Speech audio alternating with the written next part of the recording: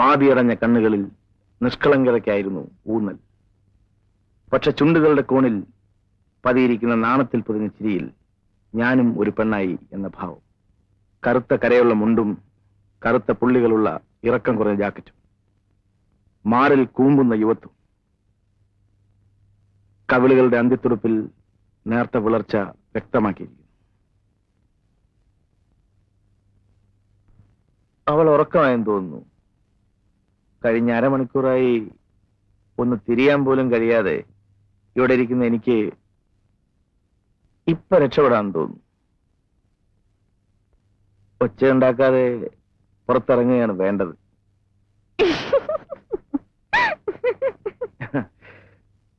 അവൾ വന്നു, അടുത്തു ചേർന്ന് നിന്നു. മയങ്ങി ഉറങ്ങുന്ന പ്രപഞ്ചം, ദൂരെ രാത്രിയുടെ സംഗീതം. അവളുടെ ചുമലിൽ കൈവച്ചുകൊണ്ട് അടുത്തു ചേർത്ത് നിർത്തി. മതി ചേട്ടാ, സമയം ഒരുപാടായി, ഞാൻ ഇറങ്ങട്ടെ.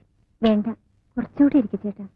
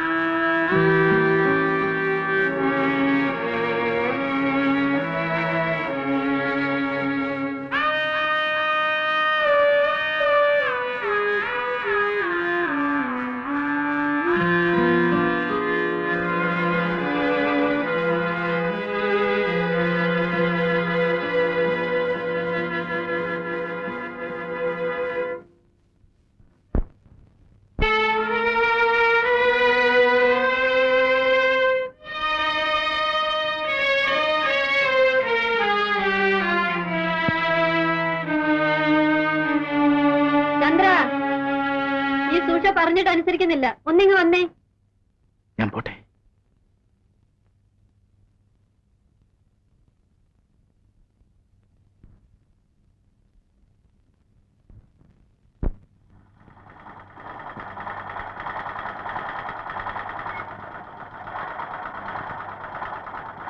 നീ പോയി വല്ലതും പഠിക്കരമണി.